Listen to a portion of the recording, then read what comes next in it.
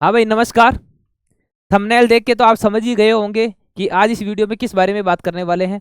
राजस्थान की जो सबसे ज्यादा, अगर बड़ी एग्जाम कहें, फर्स्ट असिस्टेंट प्रोफेसर के बाद में दूसरे नंबर पे कोई एग्जाम होती है तो वो फर्स्ट ग्रेड की होती है। सबसे ज्यादा अगर टफ पेपर कोई होता है तो असिस्टेंट, इसे राजस्थान का जो फर्स्ट ग्रेड है उसी का पेपर होता है। राजस्थान में जो स्कूल व्याख्याता की एग्जाम हुई थी उसमें जीके का जो पेपर होता है, जिसमें 15 क्वेश्चन अपने हिस्ट्री और कल्चर के आए थे।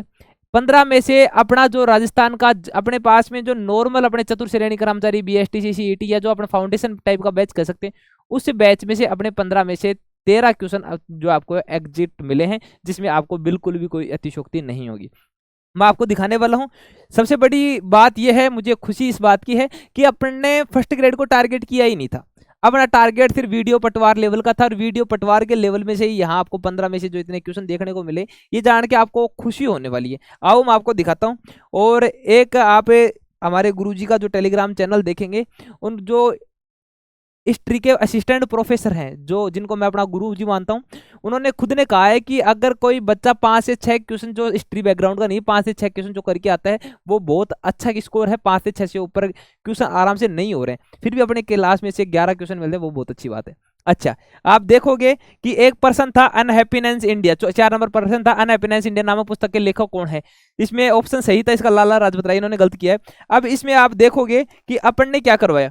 मैंने यहाँ बताया था कि लाला लाजपत राय की पुस्तक क्या है, मैंने पूरा लिखा है यहाँ वीडियो में, स्क्रीनशॉट मारा है। 2 अप्रैल 2025 को एक क्लास हुई थी जिसमें प्रमुख क्रांतिकारी की दूसरी क्लास थी।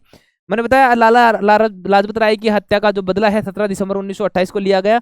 लाला लाजपत राय की पुस्तक है अनहैप्पीनेस इंडिया, इनका पत्र है तरुण भारत और यंग इंडिया। ठीक है, ये पर्सन अपना एग्जिट अपनी क्लास से था।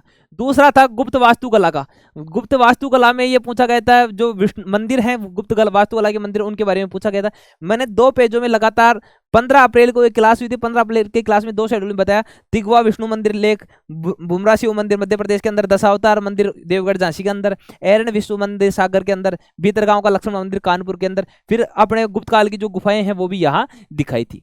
नेक्स्ट क्वेश्चन अपने गोविंद गिरी जी और उनके भक्त आंदोलन से संबंधित था। गोविंद गिरी और भक्त आंदोलन से संबंधित 2-3 सेंटेंस थे, उनमें से कौन कौन सा ठीक था? गोविंद गुरु और इनके जो सेंटेंस थे वो मैंने सारे सारे यहाँ पढ़ाए थे जनजातीय आंदोलन की क्लास में, आप यहाँ से देख सकते हो। पूरे स्क्रीनशॉट मैंने नोट्स गुरु जी का टेलीग्राम चैनल और नोट्स गुरु जी के व्हाट्सअप चैनल पे डाल रखा है। अच्छा, इसके अलावा महाराणा मान सिंह, जो राजा मान सिंह है आमेर वाले, उनके बारे में प्रश्न था कि बिहार के सूबेदार के रूप में राजा मान सिंह ने अपना प्रथम अभियान बिहार के किस शासक के विरुद्ध किया? इसका ऑप्शन सही है गिद्धार के राजा पूर्णमल।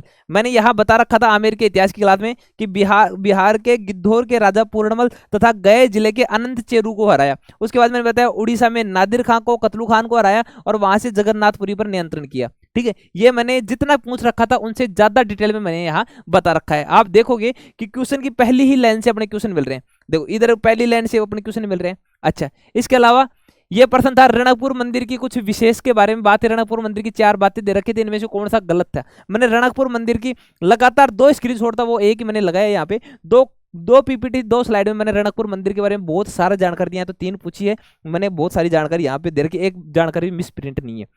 अच्छा, इसके बाद एक प्रश्न था दिल्ली सल्तनत के किस सुल्तान के काल के दौरान अजमेर के गोविंद राज ने स्वयं रणथंभौर को स्थापित किया था? अब ये चीजें एक जगह नहीं मिलकर 3 अलग अलग जगह पे मिलती है। क्यों? क्योंकि कोई भी कुतुबुद्दीन ऐबक पढ़ाएगा तब गोविंद के बारे में चर्चा नहीं करेगा, या जब गोविंद को पढ़ाएगा वो कुतुबुद्दीन ऐबक के बारे में चर्चा नहीं करेगा। लेकिन यहाँ मैंने गोविंद की जो स्लाइड है वो लगाई है कि गोविंद ने किस टाइम पे 1194 में रणथंभौर के चौहान वंश की स्थापना की, सारी सारी डिटेल मैंने यहाँ बता रखी है।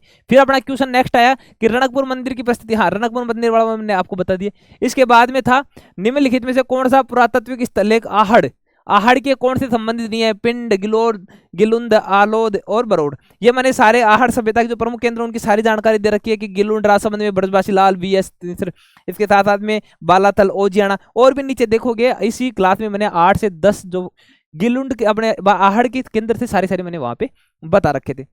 नेक्स्ट क्वेश्चन था 1857 के प्रथम स्वतंत्रता संग्राम में लखनऊ के विषय में, कि लखनऊ में इन्होंने पूछा कि बेगम हजरत महल ने शरण ली थी। साथ साथ में ये पूछा कि कब से शुरू हुआ थी इसमें 1857। इसके बाद में इसको केंद्र जो लखनऊ का वली किसको घोषित किया गया था, जो विरजिस कादिर था, विरजिस कादिर को नवाब घोषित किया गया था। और अंग्रेजों के सामने समर्पण कब किया, तो मैंने सारा लिख रखा है। 30 मई 1857 को सैनिकों ने विद्रोह शुरू किया।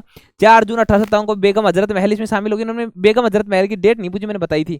अच्छा, बेगम ने विरजिस कादिर को अपना नवाब घोषित किया। इसके अगली जो स्लाइड है उसमें मैंने बताया था कि अंग्रेजों के सामने आत्मसमर्पण किया और जो बेगम हजरत महल थी वो यहाँ से भाग के नेपाल चली गई थी। अच्छा, इसके बाद में महाराणा कुंभा के बारे में आप पूछा गया था, यानी जो एकलिंग जी मंदिर है, एकलिंग जी मंदिर के बारे में महाराणा कुंभा से संबंध पूछा गया था। मैंने एकलिंग जी मंदिर का पूरा बता रखा है, लकुली संप्रदाय का है, महाराणाओं के इष्ट देवता है, पप्पा रावल ने निर्माण करवाया, और जो बात थी मैंने यहाँ पे सारी कर रखी है।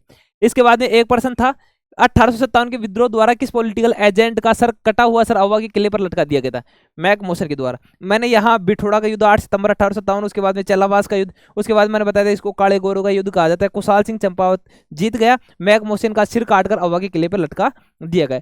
अब इसमें 15 में से अपने जो 13 क्वेश्चन है, 13 क्वेश्चन ऐसे है कि ऐसे मिल रहे हैं। ये देख के आपको ऐसा फील होगा कि अपन ने जो पढ़ा है वो बहुत ही अच्छे लेवल का पढ़ा है। मैं हर बार एग्जाम में कहता हूं कि ये क्वेश्चन आपकी एग्जाम में आ सकता है। जब भी मैं कोई भी बैच पढ़ाता हूं तो हर बैच में, जैसे अपने राजस्थान चतुर्थ श्रेणी कर्मचारी का बैच है, तो मैं उसमें कहता हूं कि हो सकता है आप कभी ना कभी किसी एग्जाम में आपका सामना हो और आप वहां ये नहीं कहो कि मैंने यह पढ़ा नहीं है। हिस्ट्री कल्चर जो भी आप पढ़ते हो बिल्कुल एक अच्छे लेवल से आपको पढ़ाई जाती है कि आप भविष्य में कोई भी एग्जाम दो वो आपके काम आ जाए। अगर जब इसी बैच को अगर टारगेट करते अगर हमारा स्पेशल फर्स्ट ग्रेड का ही बैच होता तो मैं ये गारंटी देता हूं कि ये क्वेश्चन भी कोशिश करते बाहर नहीं जाता।